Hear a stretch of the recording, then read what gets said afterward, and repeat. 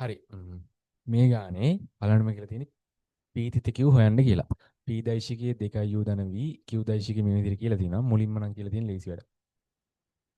පීතිත Q හොයන්න කියලා කියන්නේ 2 U ධන V දෛශිකය U ඍණ 5යි V. 2 U තිත U කියන්නේ මාපාංක U වර්ග. හරිද? මෙයයි 10ක් U තිත V ධන V තිත U ඍණ 5යි මාපාංක V වර්ග. පැහැදිලිනේ? මෙයයි මෙහෙම ඊට පස්සේ මෙයාව. හරිද? 2යි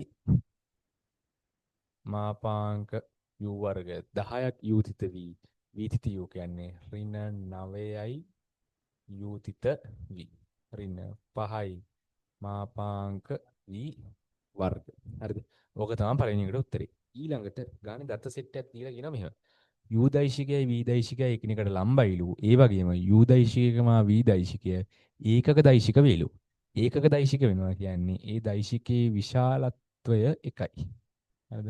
මාපාංක V මාපාංක U කියන දෙන්නම එකයි කියලා තමයි කියන්නේ.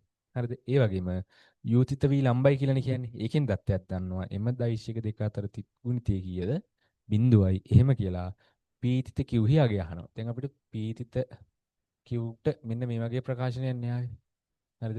මේ යටින් ගත්ත දත්ත සෙට් එක අපි මෙයාගේ ආදේශ කරමු. P තිත Q දෛශිකයේ සමානයි. මාපාංක U කියන්නේ එකයි එකේ වර්ගෙත් එකයි. 2 ඍණ 9 වතාවක් U තිත V කියන කෙනා සම්පූර්ණයෙන් 0යි ඍණ 5 වතාවක් මාපාංක V වර්ග කියන්නේ ආපහු එකේ වර්ගය. මෙතනින් P තිත Q කියන කෙනා එනවා ඍණ 3ක් කියලා.